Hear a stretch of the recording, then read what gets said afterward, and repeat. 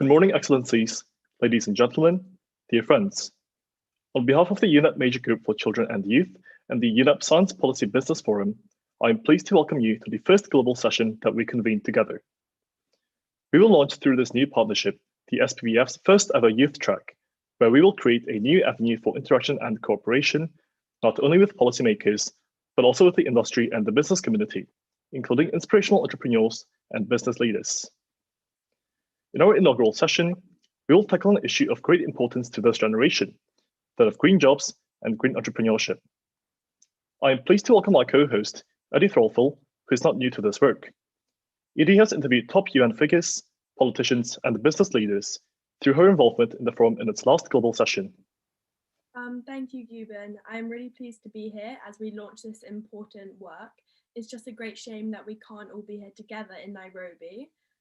London is especially gloomy today, so I'd love to be there. In a moment, I'll introduce you to 3 entrepreneurs who will tell us about the important work they're doing.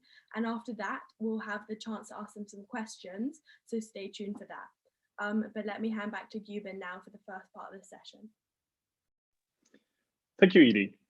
Our first set of panelists are top experts in the field of green jobs and green entrepreneurship.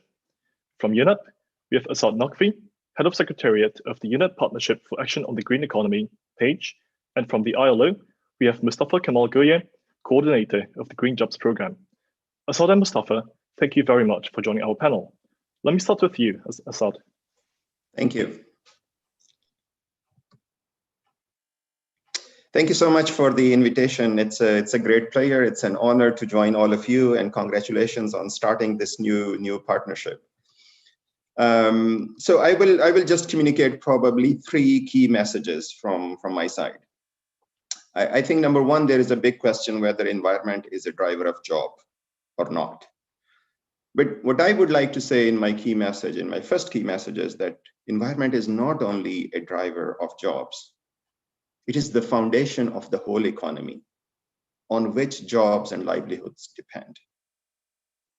So the whole concept which we are putting together and advancing through our partners is that ecological foundation of the economies need to be strengthened for jobs of the future.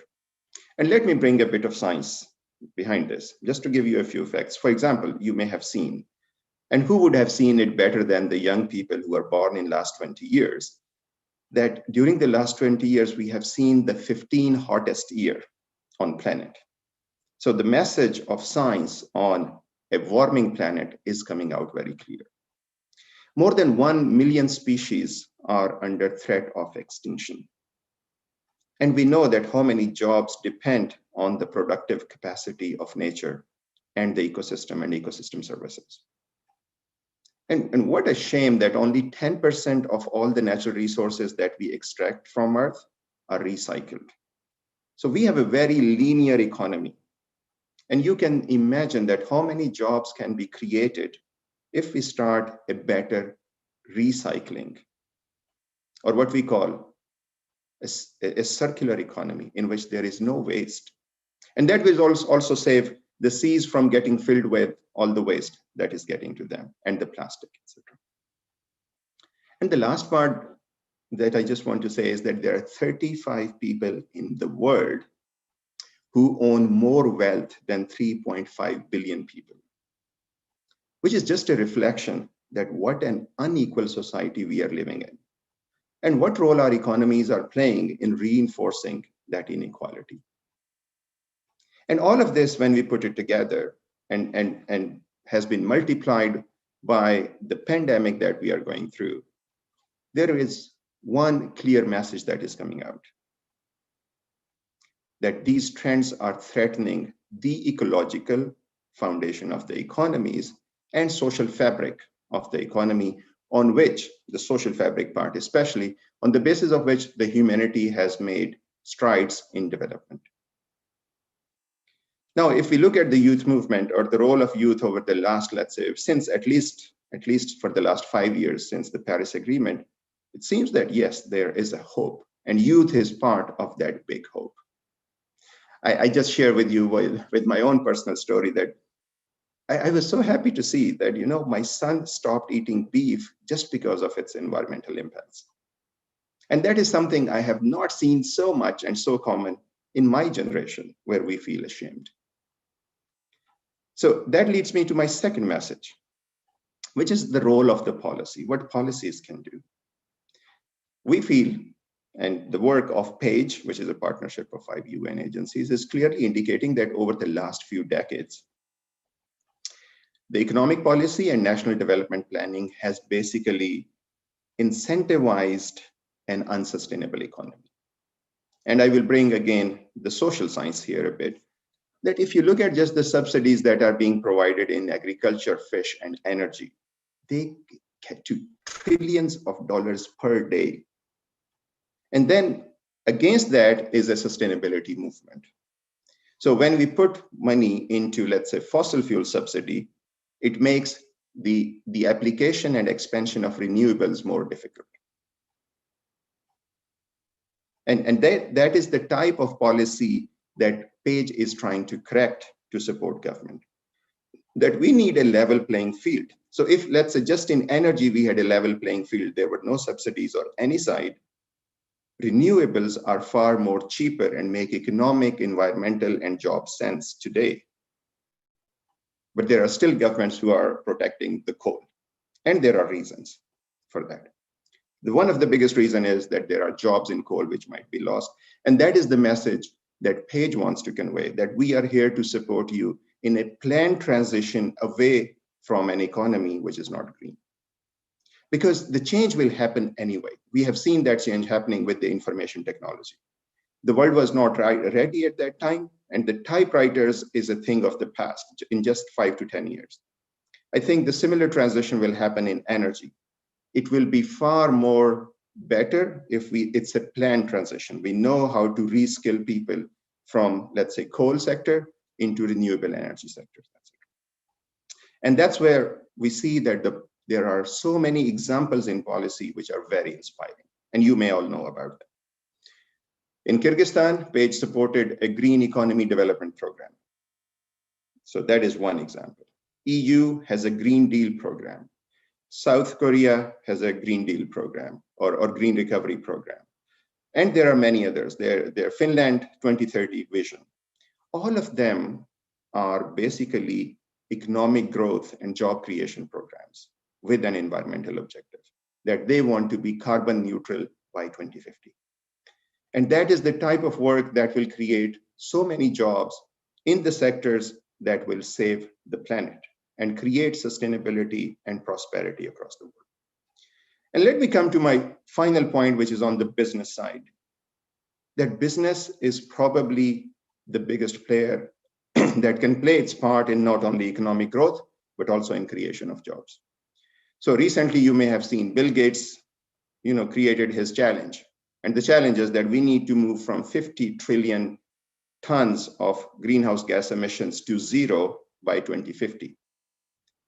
And we all see that business can play a big role. For example, with the PAGE work in Mongolia, we have clearly seen that if the private banking sector comes together, they can create financial instruments which can finance climate neutrality. So I will not go into detail. We are launching our 2020 PAGE annual report this afternoon, and I'll be happy to share the link, but you can see how the private sector, especially the finance sector, is coming together for this race to zero challenge. And in that process, there are so many job opportunities that we are creating. From the PAGE side, we are aiming to support countries in creating new economy in which growth of jobs and income is driven by investments, which aim to address global sustainability challenges. We are 5 UN agencies because the challenge is huge if you want to reframe the whole economy. 5 agencies, 8 funding partners who are supporting 20 countries in taking this message forward. And we would love to have more and more engagement across the board, from youth, from businesses, from science, and from other partners. So I will stop here so that there is a space for some questions and answer, but I'm really grateful for the invitation and the opportunity to speak to you. Thank you. Thank you very much, Asad, and for your discussion on setting the context for this discussion. And I would like to invite a youth intervention on behalf of the UNEP Major Group of Children and Youth. Could you please raise your hand in the through Zoom so we can promote you to a panelist?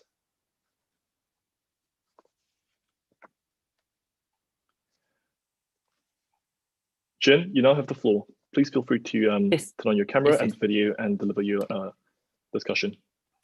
Okay, thank you so much. Okay, thank you so much. So my name is Jin Taka. I'm from Japan. As we're working as a global affairs unit, which managing to the company's youth as a Japanese country coordinator. And yeah, I'm nice to meet you. Thank you so much.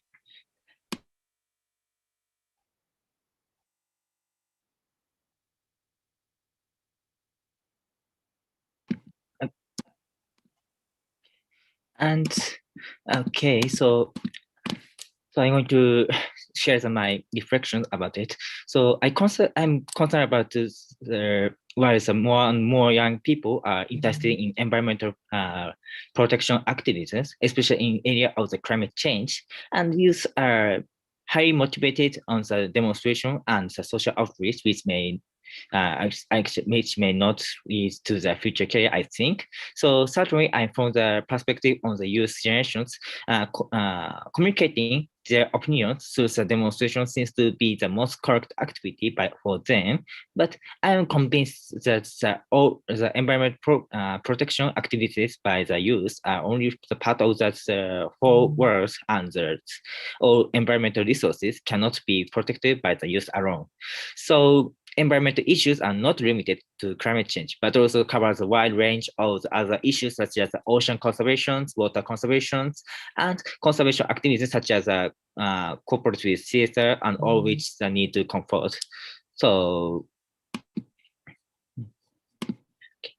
on top of that, the IPCC and CBD and others have set goals and targets, but I'm concerned that the areas in which the young people, companies, and governments are involved are not clear, and that's the footsteps of the various age groups in their efforts may be different. According to OECD statements, the global epidemic of the COVID-19 has left 1 in 7 young people unemployed, and 1.6 billion students worldwide deprived to the education opportunities.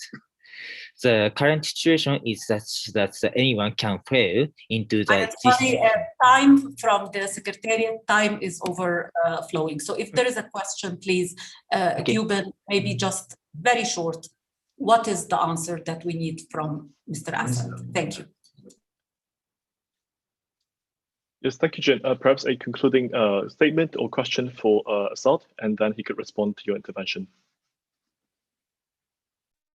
Okay,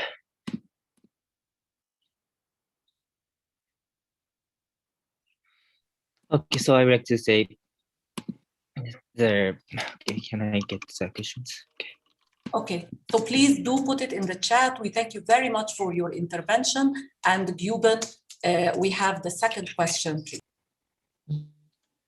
Thank you.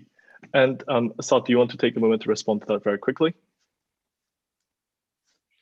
Well, thank you very much. I think the statement that was made is very relevant. It's very pertinent that yes, there is a particular issue of, because of the pandemic, of the youth, the impact on the education. I have 3 children, and I can personally feel how hard it is for the children, and also on the employment. But there are 2 things. I think if you see, I can imagine a word, because I come from a developing country.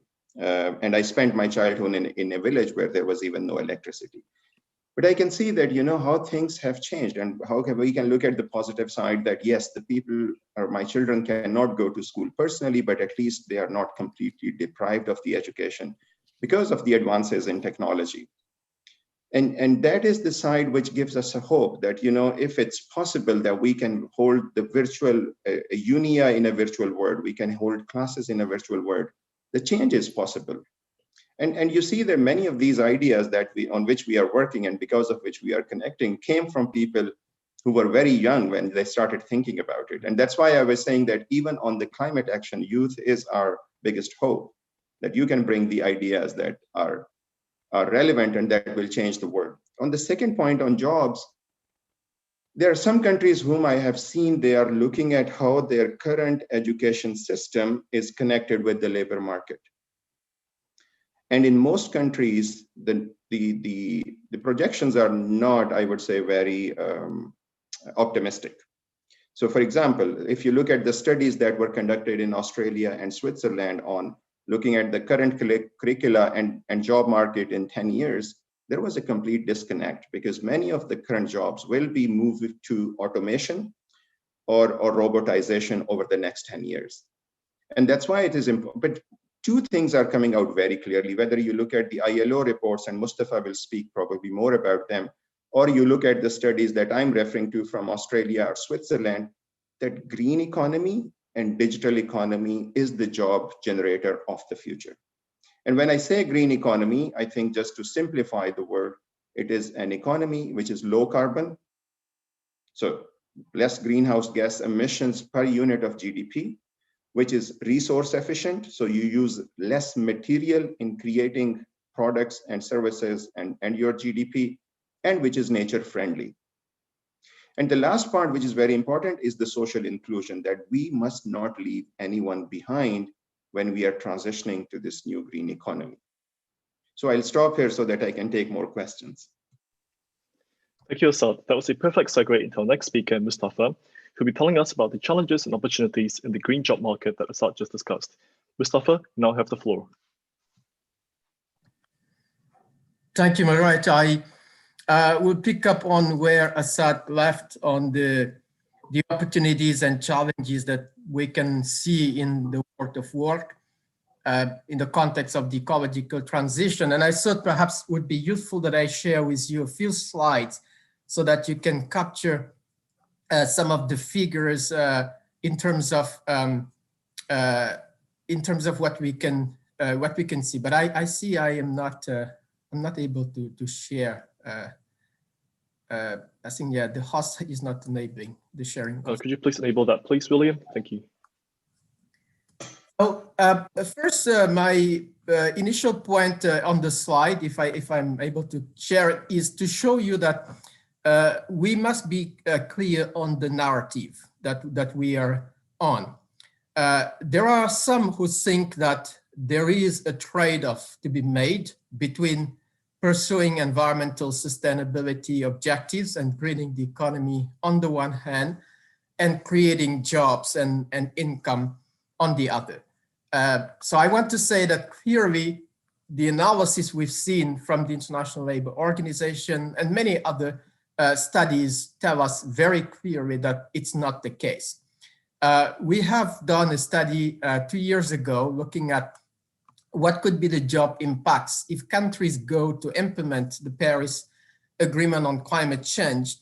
And we see that just focusing on the energy sector, like Asad was saying, the moving out of fossil fuels into a clean energy, accelerating energy efficiency, and deploying more electric vehicles around the world would create an additional 24 million jobs. Now, it's not going to be a gain for all regions of the world. We'll see some parts of the world where the energy transition will inevitably lead to loss of jobs. And we've measured that to be about 6 million. But the message is that there is a net gain of 18 million jobs possible by 2030. And this is quite important. Now, the second point in my slide, well, it would have been good if you could see it, but I wanted to show you what we see happen in terms of the transition in the skills. We see that there is a change in the type of occupations that are needed for the future, but that governments are not necessarily aligning their education systems with what labor demand is. So there's therefore this sort of mismatch between labor supply on the one hand and labor demand. We run two scenarios in the study I mentioned. One was an energy scenario, moving away from fossil fuels to renewable energies. And the second one, a circular economy scenario. Now, just speaking of the renewable energy scenario, we find a potential, I'm speaking of a potential of 25 million jobs by 2030. But of that, there will be 7 million jobs that will be lost or displaced, mostly in the fossil fuel industry. However, with the right policies, it will be possible to redeploy about 5 million of those workers if they are retrained, if there are reskilling policies that are in place. So that would therefore lead to a net job gain overall for the energy transition. And that's the same picture when it comes to the circular economy transition. Now, one important point I wanted to flag, because I know youth groups are very advocates and engaged in policy dialogue and messaging, is that there is an important gender dimension. Now, of the analysis we've done, if I take the figure I wanted to show you on the energy transition, you see that there would be 19 million jobs created, but these would be jobs in occupations which today are dominated by mid-career level male workers.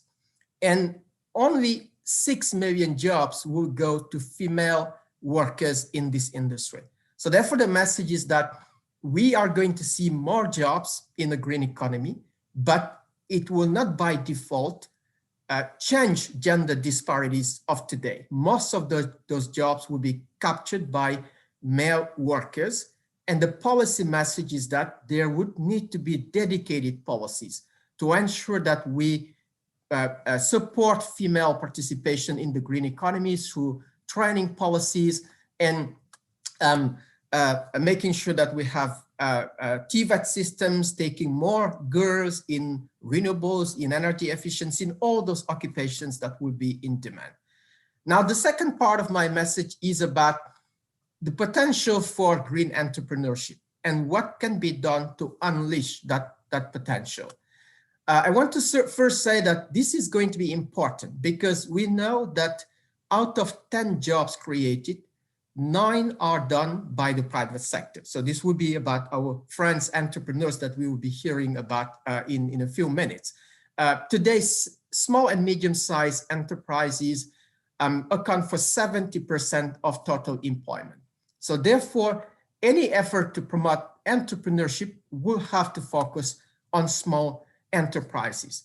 Now, this is also important because there is a study which shows us that there is a huge market opportunity.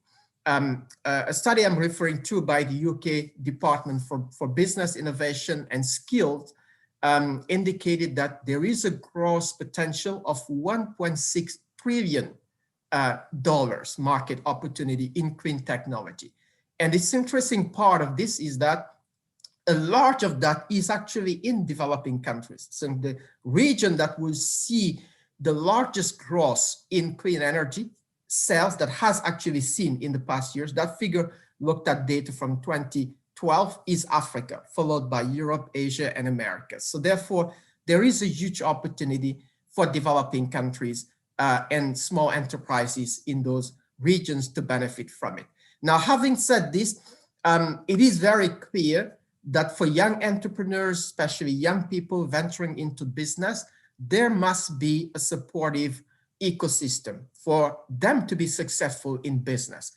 And let's keep in mind that we know from data that 80% of startups that are set up hardly survive 1 year. And it's just because young people can come with bright ideas, very engaged, but they don't necessarily have the technical capacity to venture into a business in an area. They may not have the managerial capacity.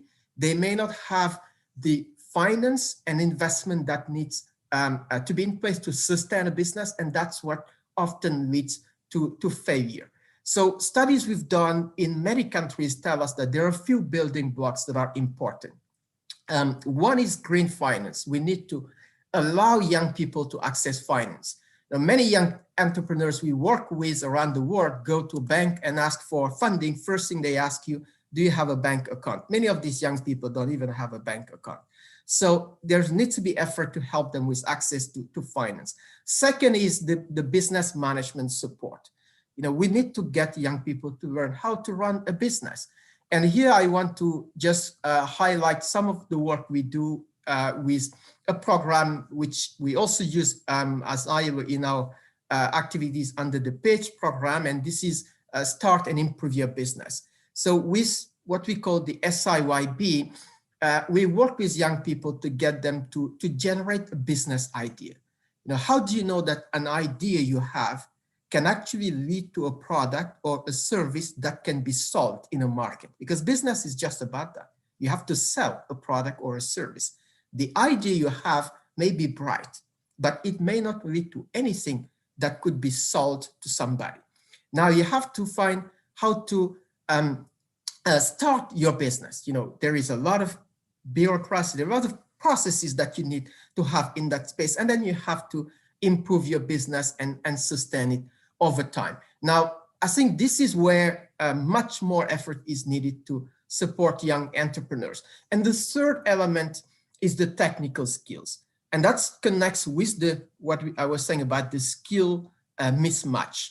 We see that there is demand in emerging occupations and some occupations that don't even exist today, but that will be required for the economy of the future and for which education systems, technical vocational systems are not aligned. So how do we identify those and make sure that education systems are aligned? So in my slide, you see that many of those sectors of the economy where we have identified demand going into the future have been identified, where we see gaps have been identified, and I'll share it with the UNEP Secretariat, and so you can have more time to go into the specificity. But the message is that young entrepreneurs need to be supported with a comprehensive ecosystem, but key important elements are access to finance, technical skills, and managerial skills so that they can start and be successful in their businesses. So I'll stop here and look forward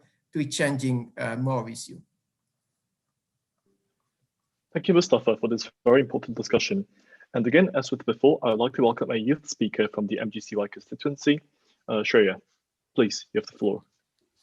Thank you so much. Hello, my name is Shreya Ramachandran. I'm a scientist, environmentalist, and I'm the founder of a nonprofit called the Greywater Project, based in California in the United States. Thank you so much for that wonderful presentation. I'm sure that all of us learned a lot about this topic. I really appreciate you bringing up the point about the role of women and girls, especially in green entrepreneurship. We know that the impact of climate change, particularly in developing nations, has a disproportionate impact on women. And we need to make sure that they are welcome and at the forefront of creating solutions that reflect their lived experiences so they can start projects that can better their communities. I'd also like to comment with my own experiences with getting youth involved in green jobs. As my city's Youth Sustainability Commissioner, over the past few years, we've seen more and more people interested in environmental actions.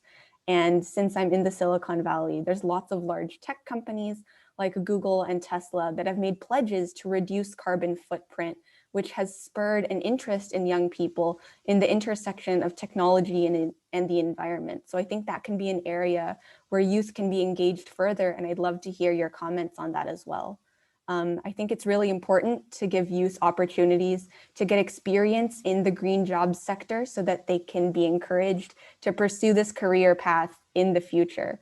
And I hope that the major stakeholders in these topics will keep youth in mind as we all work towards a more sustainable future. Please.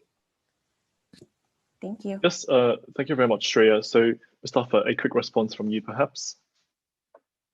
Yes, indeed, a very quick response. No, I think the gender dimension is very important because we cannot pursue the current imbalances and disparities we have in the labor market in the green economy. But as I said, bridging that gender gap is not going to be by default. It has to be made through policy interventions. Now, I'm happy that you come from a sector looking at water innovation technologies, because in the graph I wanted to share, you'll see that out of that 1.6 trillion market opportunity, the sector which has the highest growth potential is in wastewater. So that's where a lot of these technologies, followed by water-related technologies. This is very important. And finally, the interface between information and communication technologies on the one hand, and environment sustainability. Now, you see today a lot of young people connecting the dots, using ICT to create technologies that measure air pollution, for example, and communicate that as a business, or using ICT to run farms, running irrigation systems from a distance. So there is a very important interface, and this is an area where young people can bring a lot. Thank you, Mustafa. Without further ado, I'll move to our final speaker for now, Jay, who is one of the authors of the GEO6 for Youth report. Jay, you now have the floor. You're muted. Could you unmute yourself, please? Yeah, I'm just trying to share the screen right now. So,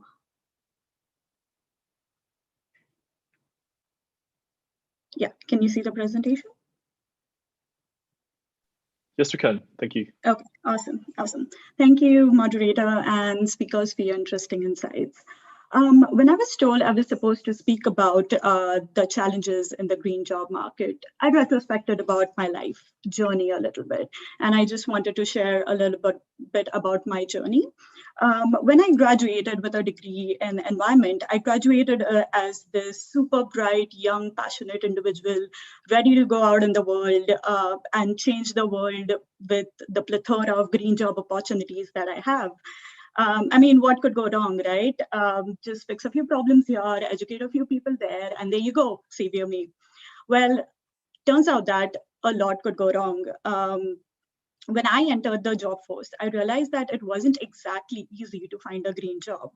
Not because there were not enough green jobs, but because green jobs weren't exactly widely known by me or the people around me. Green jobs weren't exactly considered as one of the mainstream careers back then. Well, as I went through my job search, the stress started to make me feel like I was losing my purpose a little bit. I started to feel more lonely.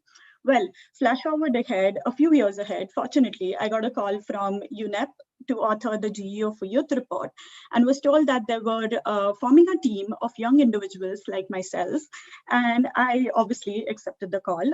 During my first meeting, I met a team of young, passionate people with the same interest of creating change, just like me. It made me realize that I wasn't alone with my efforts, and then there were other people out there with the same interest. My team and I really understood the struggles of the youth around the world because we were facing the same thing. And with knowledge comes the responsibility of educating others. We were given this very important task to write the Global Environmental Outlook for Youth report with an aim to educate and inspire other young minds such as ourselves. I don't think I can move the slide though. It's okay, I'll just continue. So we carried out an online survey and asked our peers about their level of understanding about environmental problems and barriers, just to make sure that we were addressing the same questions and very important concerns that they were facing. Along the way, we managed to talk to and interview some bright individuals who had already found their niche and were already creating impact in a variety of interesting projects and businesses. There was this one common concern raised amongst all, that if they would have received the resources and the knowledge easily, it would have been easier for them to create a much impactful impact much earlier in their projects. We realized that along with educating young minds through our report, it was also very important to address this particular concern and challenge. The good news is that the report is now being launched. Actually, it's been launched just right now in another event. And it has 4 chapters. The first chapter talks about the current state of the environment. The second chapter talks about the future of the environment, given the current trends of consumption and production, how the future of the environment would look. And the chapter 3 talks about what specific actions you can do as an individual to lead a more sustainable lifestyle, as well as inspire your peers, as well as the older and younger generation, to carry a more sustainable lifestyle. And chapter 4 talks about green jobs, which is very important. It also provides resources for the individuals looking for green jobs and entrepreneurs looking to start new businesses. And it also provides ways to carry out your current job in a more greener way. Even if you've already been in a job force as a youth, as an individual, you don't have to exactly quit and start an entire green career. You can, of course, make a few changes and tweaks in your current job to make it more sustainable. So the report also provides that tips and suggestions for those. It also provides guiding steps on how you can convert your passion for sustainability to a more actionable impact. Now, I know all you amazing individuals here carry the same passion and ambition like me, and many of you are already in the job force. Some of you are working towards getting your first job. It could be green, not green. But here's my question for you. Educating and guiding you to create a more sustainable lifestyle is my green job. What is yours? Thank you. Thank you very much for that, Jay. You were perfectly on time. And now I'd like to invite Saad to give a very, very quick remark on Jay's presentation, followed by a response from you, Jay. Saad, please, you now have the floor. Yes, I can't share my video, but wanted to comment on 3 main aspects. First one is networking and the importance of collaborations and creating spaces for young people so that they can work with each other, so that they can collaborate with each other. And also here I'm calling for different stakeholders to work on creating such spaces, on funding such spaces, and to collaborate themselves with young people to create and allow this dialogue. Second comment I had is when it comes to education and capacity building, and here to add on your wisdom and Mustafa's wisdom, it's really important for all stakeholders to really work on funding, training, and education, different education and incubation programs for young people. And finally, my final comment will be around sharing voices of young people. It's a must for us to share our voices because we have so many inspiring ideas and achievements, but it's a must for stakeholders as well to provide spaces for young people to fund our ideas and work and to allow us to share our ideas and recommendations. And yeah, most importantly, we should keep the dialogue going and we should keep the conversation so that we as young people can play our role in ensuring a better and sustainable economy. Thank you, Saad, for your intervention. Without further ado, I would like to thank all speakers who presented their valuable insights on this discussion. And I would like to pass the floor to Edie and our excellent group of entrepreneurs to kick off the second part of our discussion today. Thanks, Cuban. I was in Nairobi 2 years ago for the last forum, and the session I found most enjoyable was a stage full of entrepreneurs telling us about their inventions. Well, we've got 3 more entrepreneurs with us today to do the same thing, and I'm really excited to lead this bit of the session. Each will have about 5 minutes to tell us about their work, and then we'll get to a question or 2. Joining us are Cassandra Delage, founder and CEO of Plastif, Dhruv Khanna from Trident Foodworks, and Stephen Shutong Yang, founder and CEO of Soarability.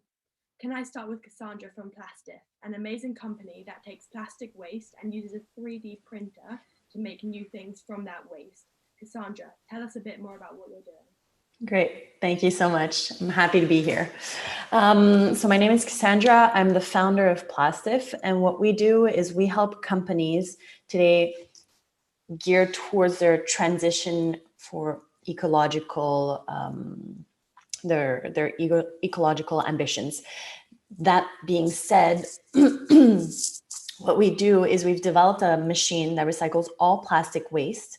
So water bottles, plastic films, cutlery, all plastic that we usually use is recycled in our machine And so our machine does the whole recycling process in front of people. Plastic is sorted, transformed, and 3D printed, like I said, in front of people. So people can actually see the impact of their actions when recycling. The objective is really to show that people can have a positive impact when recycling. What we 3D print usually is objects that have a utility that are useful for people at work, for example, because these are machines that are rented by big companies. So it could be objects for to help the posture of an employee at the office and have a computer riser 3D printed with their plastic waste. It can also be objects printed in a team. So it could be, for example, a table or chairs for their meeting room. So it really creates this cohesion with people to work together, recycle together, and 3D print from their plastic waste. The last aspect is also objects for association. So actually with plastic waste, we can 3D print braille, prosthetic hands, and so have a social impact also with our plastic waste. So that's what we do today with Plastif. Okay, perfect. So what inspired you to come up with this idea? What inspired me, I think I've always been an entrepreneur. I launched my first company when I was 16 in Montreal because I'm Canadian. And then moving to France, I saw the difference in perception in recycling habits, in the way people perceived plastic. And so I thought, okay, well, what's the difference? And the difference is by talking with people, you hear them say, well, I don't see the impact of my actions. I put my plastic waste in a bin and then I hope that it might be recycled at the end of the day, but I don't actually see what happens. When people don't see the impact of their actions, when they don't see the end result, it's hard and it's just human. It's hard to see why you're doing it. And so our objective is really to come back to super local, ultra local, in front of people, and do the whole recycling process in front of them. And so that's why I built Plastif. I wanted to show people the impact of their actions. And for my second company, I also needed more impact myself. I didn't see myself launching another website or an app or something that great could have worked. I needed more sense. I needed more meaning in my work also. And I think that's something that our generation is also looking for. We're looking for sense in what we do in our day-to-day, in our jobs. And so I needed meaning. And so that's why I embarked in this project. Okay, and what are the important policies that governments need to adopt to support entrepreneurs like you? There's different policies. There's incentives for young adults to actually launch their company, which is really important.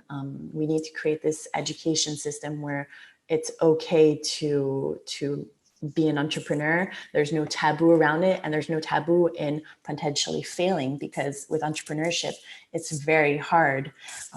You have to be okay with failure, missteps, and it's part of the adventure. It's not the finality. It's not the end of the road when something goes bad. And I think we need to open up the discussion around that it's okay to have missteps, and that's how you create a company that can survive, is by creating this incentive, this discussion around failure is okay and you must go through it in order to advance. I think there's those types of incentives. I think there's also very important financial policies that help entrepreneurs develop their companies. It's crucial for companies to be able to be financially stable, and especially for companies such as mine, where we had a lot of R&D, we have a lot of CapEx, so we have a lot of financial expenses. So it's important for governments to be able to support that. In France, we're very lucky because a lot of our R&D can be financed, or we can get a lot of help on that end. But I think it's important to accelerate on that aspect. Okay, thank you so much, Cassandra. I'd now like to introduce Dhruv Khanna, co-founder of co-founder of Trident Foodworks. Welcome. Tell us about Trident Foodworks. Hi, thank you for having me. So I'm the co-founder of Trident Foodworks, and I have two other co-founders, Ullas and Deepak. We actually started operations in 2015, and we all wanted to make a real-world impact because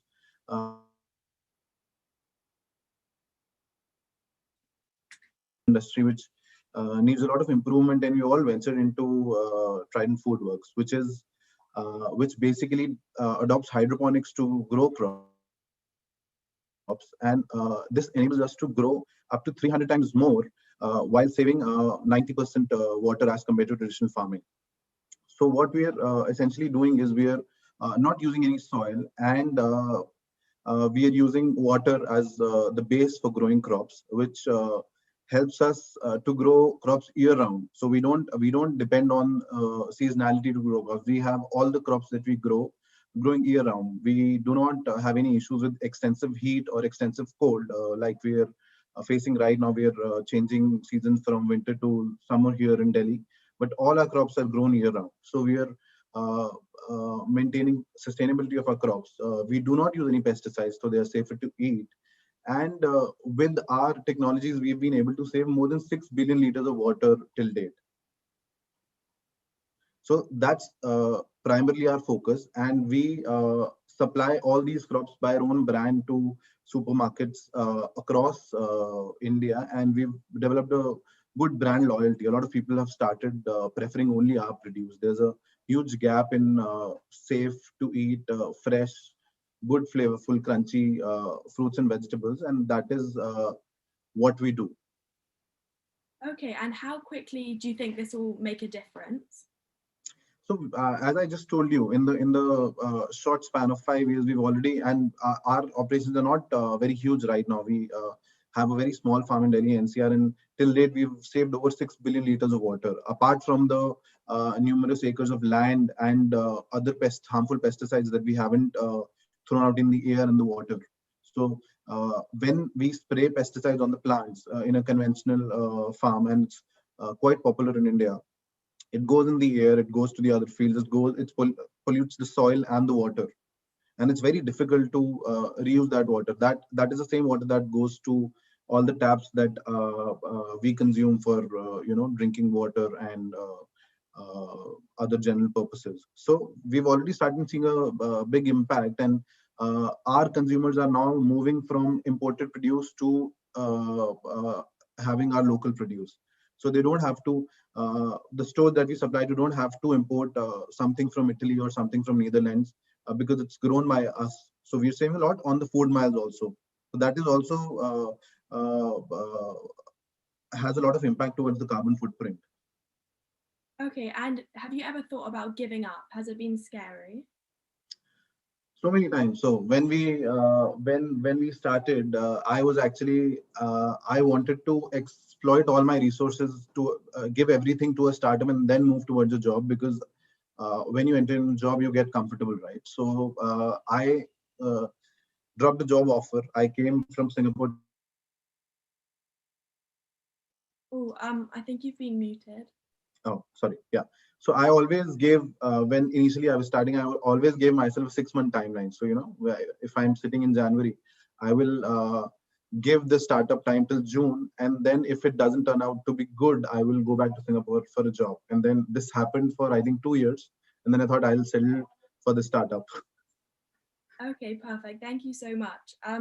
Finally, I'd like to introduce Stephen Shutong Yang, founder and CEO of Soarability. I remember this company from 2 years ago. Soarability uses drones to measure air quality. Stephen, tell us a bit more about your company and what you're doing. Well, thank you for having me. So we started the company back in 2016. Before that, I knew almost nothing about air quality or air pollution. But when I was doing my master, I noticed an interesting fact. So when I park my car in 2 different places, the rate at which the fine dust accumulates on my car are very different. So it was quite shocking to me because it was just 400 meters away. So even in nowadays, if we take a look at some air quality apps, it always shows like, for example, you're in Auckland, you're in Los Angeles, the air quality is good, or polluted. But clearly it's not showing the street by street air quality variation. So so we could just put more monitoring stations to achieve higher spatial resolution, but the deployment, servicing, and calibration cost will just grow exponentially, which is not feasible. So so back in 2016, so we thought that maybe we could develop a drone system to collect high spatial resolution data on air quality. So me and one of my classmates in Auckland University so started Soarability back in almost 5 years ago. So what we do is we develop aerial and ground vehicle based multi-gas detection system to capture as well as visualize multi-dimensional gas distributions. So we try to improve the efficiencies and reducing risks in general environmental monitoring and hazmat response, academic research on air quality, and we also have ship emission monitoring. So yeah, that's what we do. So as of July 2020, we have more than 400 customers worldwide from more than 26 countries, and yes, and a lot of our users are using our products called Sniffer 4D on a weekly basis, improving their efficiency and try to make more informed decisions. Okay, and what are you most worried about? Like, what keeps you up at night? So, I mean, it varies during different stages of a startup. So at the beginning, I worried about running out of cost, running out of the expense every day, and but now the company start to break even, and we manage to cover our own expenses. Now we worry about how to get our solution to more people's hands, you know, and because like for the past year we are not able to travel so freely internationally, so we worry about how to get more people knowing there's a solution like this and potentially can help them. Okay, and the last question is, what can you learn from the other entrepreneurs? So what I learned from other entrepreneurs is that we should not take too seriously about other people's comments, especially when we just start a company, because like every great opportunity is only known by a few people. So I mean, when we decide to do something, most people would not be able to understand or will not be so supportive because they think it's not a good path for you. But as a entrepreneur, I think we should make up our minds and then stick on what we believe is right. And especially for green entrepreneurs, the investment cycle, the investment period is relatively long compared to other fields. So yeah, I think we should not take so seriously about other people's comments. Definitely. Okay, thank you so much. Thank you all for sharing your inspiring stories with us. it really does give me hope that there are so many young companies out there working hard to ensure the future that we all want and need so badly. So thank you so much all again, and let me hand back to Guben now.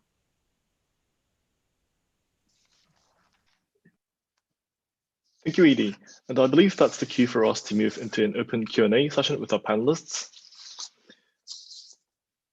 So please feel free to submit your questions through the Zoom's Q&A function, and we'll be able to call upon you to and the panelists to respond to your questions.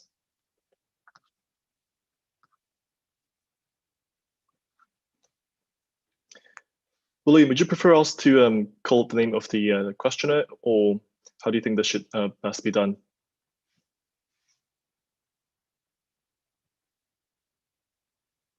Give me a voice. Right, so if you allow us, please, we have a question here, and the question is this. Can you please expand more on what you said earlier, that environment is not only a driver of jobs, it is the foundation of the whole economy? And I think this is a question for Asad.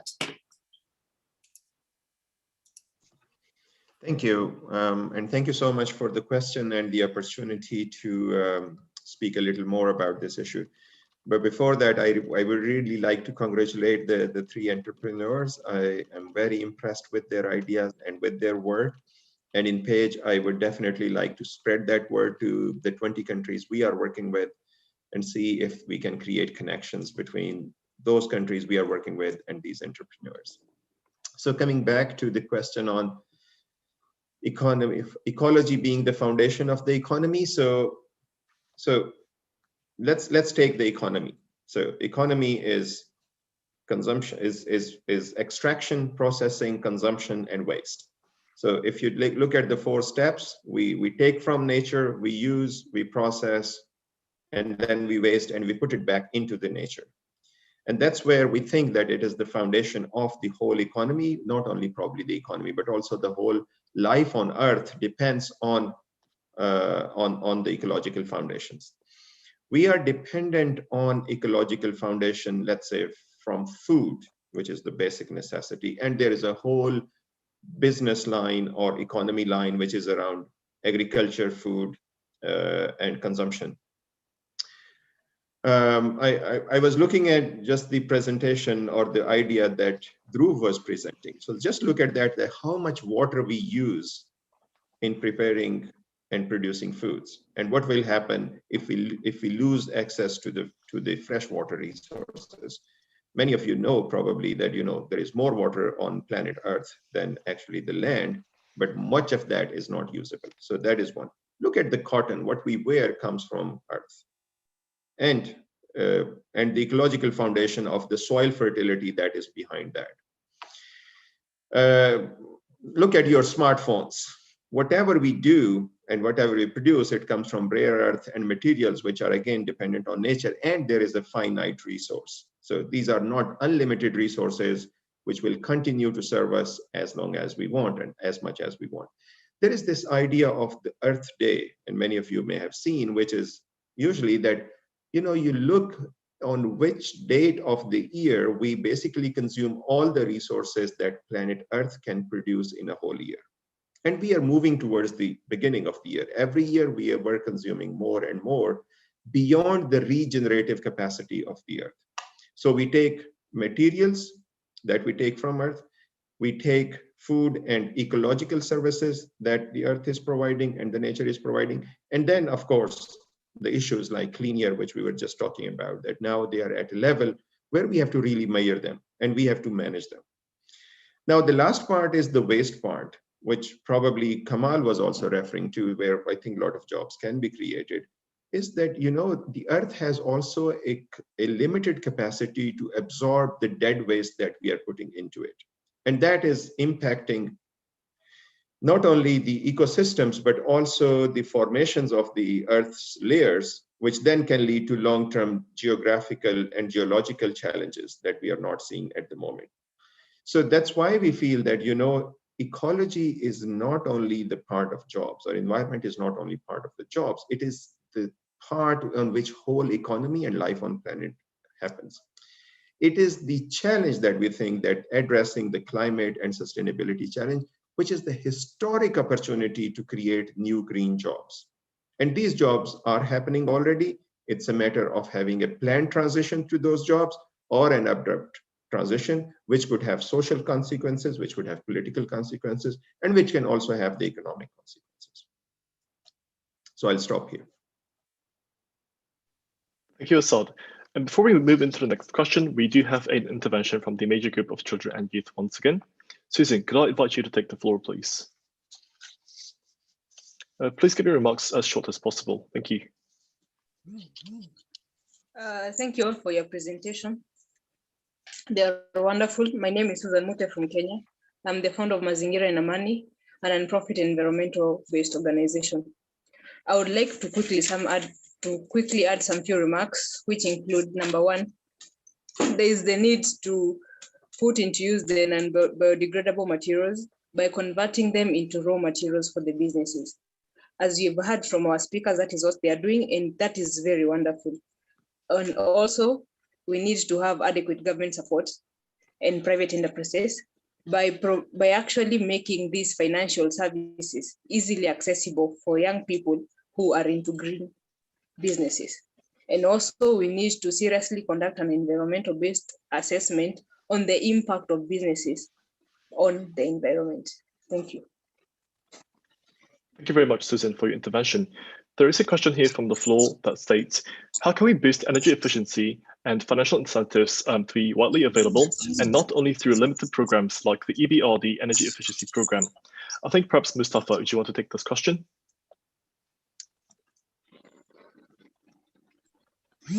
Well, I think there is much more to be done to boost energy efficiency, but obviously government public policy has to play an important role. I'll give you an example. Many of us live in buildings where there is a building owner. You have your apartment in that building. Now, if you want to improve the energy efficiency of that building, there will be investment costs, changing the windows to double, triple glazing, etc. But who will pay for that? It's the house, the building owner, that has to invest in that. And who is the beneficiary? It is you or people living, having their apartments in that building. Now you see the economics. The one who pays is not the one benefiting. And that's why most studies tell us that energy efficiency in the construction sector must come from regulation. Government must say all buildings of certain age type must improve energy efficiency, and governments need to provide some incentives. Otherwise, the building owners have no incentive to do that. So this is the economics where it can be done. Now, this is different when you own your own property. So I'm just sitting on the French side of Geneva, where I own my house. Now, anything I invest in my own home energy efficiency goes back to me. I reduce my energy consumption. But government can still play a role in there. So now in France, there is a policy where all buildings that are really inefficient, government works with companies like ENGIE to support improvements in energy efficiency, and all the carbon savings from that effort goes back to those companies. So this is part of market-based systems to help companies meet their climate objectives. So I think there are a lot of ideas, but we must be aware of the economics, the context. Are you talking of an individual house owner or a building where most people live? But I think much more can be done. Thank you, Mustafa. And your speech about incentivizing change and encouraging people to adopt these changes, I think leads naturally to the question of incentivizing green entrepreneurship. So I would like to ask the three entrepreneurs on our panel today, what kind of incentives do green tech companies expect from the government, and what can we do in the context of developing countries?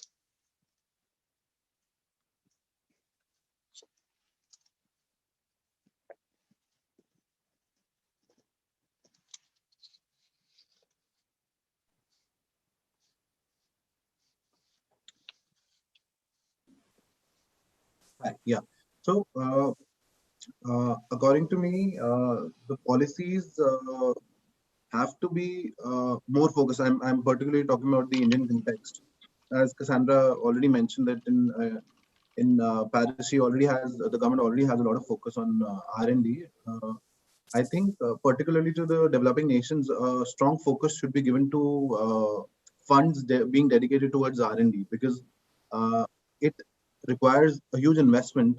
And our company is also focused on R&D, so a lot of huge chunk of our profit goes to R&D. So a lot of focus should be given from the policymakers to give incentives to companies doing R&D, because that's what pays off in the long run. And what was the first question that you said? Can you just repeat it again? So what kind of incentives and tax benefits perhaps do green entrepreneurs expect from the governments? Okay, and especially so in the case of developing economies. Yeah, so I personally think Singapore has a very good tax incentive policy for the startups. The startups do not have to pay any taxes for the first 3 years. India is also doing good work in terms of giving incentives. There are very small percentage of taxes in the initial years, in the initial 5 years of a company being incorporated. But I think, as I previously mentioned, there should be some more incentives, like,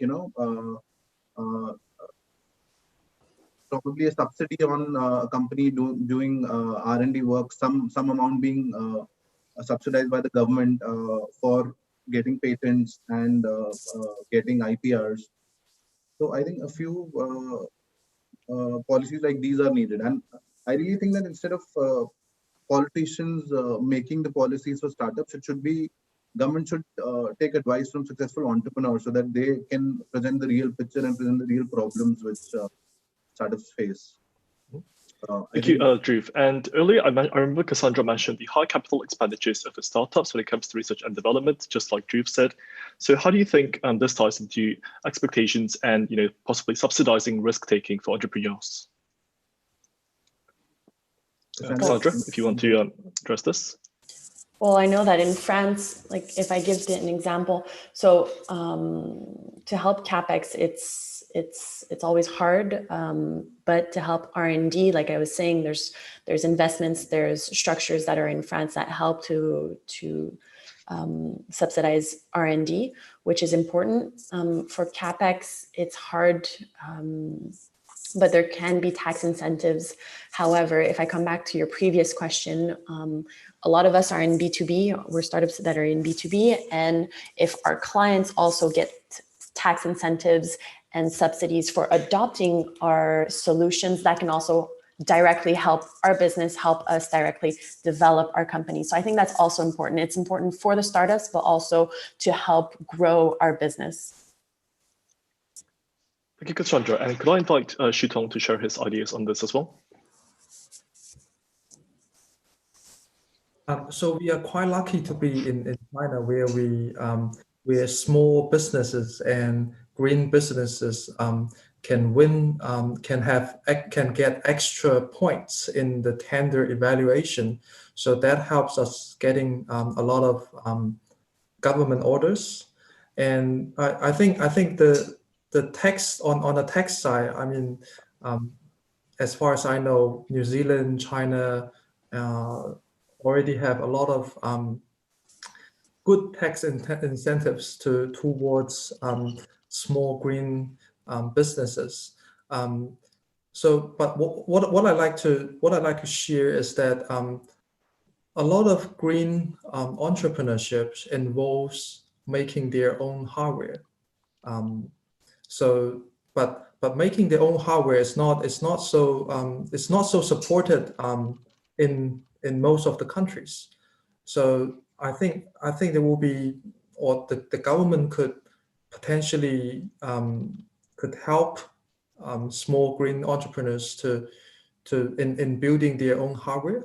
For example, associating some good suppliers towards local green entrepreneurs. Well, thank you, Dhruv, Cassandra, and Shutong for sharing your experiences in navigating the complex field of science, policy, and business. And without further ado, I'd like to invite Saad back to the floor to announce the launch of the youth track of the Science Policy Business Forum. Saad? Yes, thank you, moderator, for sharing the floor, and it's a pleasure to share the launch of our working group for youth. And yeah, so excellencies, distinguished representatives, and dear presence, with 9 years to 2030, global stakeholders strive to achieve SDGs to provide a better world for the next generation, which is today's youth. And however, how can youth benefit from a better world that responds to their needs and aspirations while they can't be given the space to reflect on their needs and their reflections and suggestions? I am Saad from Morocco, and it gives me a great pleasure to speak on behalf of the major group of children and youth to UNEP. We thank the UN Science Policy Business Forum for the organization of this meeting. So, dear presence, the reality is that present interfaces for policymaking, such as the SPBF, that brings together expertise, decision-making power, and capital, are not examples of democratic, inclusive governance. Youth and children today represent more than 60% of the population, with 1.2 billion young people around the world. They are the most scientifically literate, the most connected, and the most environmentally aware generation in history. So when institutions make decisions on policy issues that concern young people, it is natural that young people are involved in these institutions and decisions. So before launching the working group, the MGCY has 3 following suggestions. First, if UNEP remains committed to youth engagement, we ask that this commitment be reflected in its programmatic and budget priorities. Second, we ask the UNEP-SPBF and other stakeholders to maintain an open and inclusive dialogue between science, policy, business, and young stakeholders. This could include synchronous participation methods such as virtual cafes, open and accessible environment that facilitates open dialogue. These could be adopted alongside synchronous text-based forums to allow youth to set the agenda and engage actively. And finally, we ask the stakeholders from science, policy, and business to remain open to supporting youth-led initiatives with opportunities required to raise the generation of leaders. This can include academic and industrial experience, vocational trainings, mentorship, and apprenticeships. So finally, as we speak here today, it would remain really a necessity to talk about the greatest failure of the science policy interface that we have seen today, which is the COVID-19 pandemic that has today caused more than 2 million deaths worldwide. It is evident that we must strengthen the use of science and technology in policy and reconcile the differences in timescales of these vastly different processes. We must build public trust in science, ensuring that the empirical data and evidence are easily accessible. We must increase the responsiveness of scientific research to policy requirements and of policy change to scientific advances. With that, I have the great pleasure to declare today that to celebrate that we are launching the Science Policy Business Forum Working Group on Youth as a leading platform for building meaningful partnerships and coordinating intergenerational and intersectoral work between youth and young-led organizations and stakeholders from science, policy, and business. At every stage, youth must be having the opportunity to learn and to give our input in these processes. I ask all representatives of the UN Science Policy Business Forum to move beyond tokenism and to act, to take place, to offer place to youth and children in the forefront of the road to UNEP 50. Thank you very much. Thank you very much, Saad, for that incredible introduction to the launch of our This Nexus. Without further ado, I would like to invite Ms. Shireen Zorba, the Head of Secretariat for the UN Science Policy Business Forum on the Environment, to deliver her remarks on this. Thank you very much indeed. Thank you, Gubin. Thank you, Edie, and big thanks to Saad. We cannot be more proud or pleased today as we witness this great event this wonderful announcement. And indeed, I think having UNEP, Assad, who leads our work in PAGE on green employment, having the International Labour Organization with Mustafa leading from this side and coordinating this very important work, looking at jobs, looking at entrepreneurship in the green space. I think we show our seriousness. This was not a ceremonial talk. This was getting down to business. So employment and entrepreneurship are not going to be the only topics. As we have this pre-session, there will be other organizational sessions where yourselves, our wonderful entrepreneurs, we had Dhruv, we have Shutong, we have Cassandra, and we have many more within this community that I think, Gyuben, we will bring into this forum and into this interaction. I'm so happy Edie is here. She has been part of this community, and I think having children-youth interaction is so important because you are the future, and as we say, the future is now.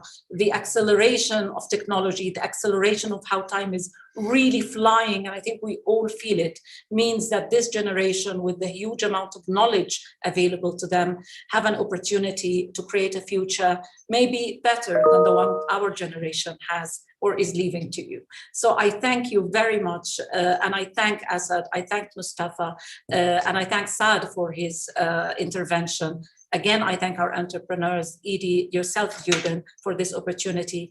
And we look forward to being there in the next session on e-waste, and then the big opening where we will be looking at digital technologies and big data. Over to you. Thank you, Shireen, for your unwavering support of the Children and Youth constituency to UNEP, and of course to Edie for co-moderating the session with me, Assad, Mustafa, Dhruv, Cassandra, and Shutong for sharing your experiences, insights, and expertise on this very important topic. Without further ado, I'd like to close the session and invite you all to join the SPBF at our next session on e-waste. Thank you.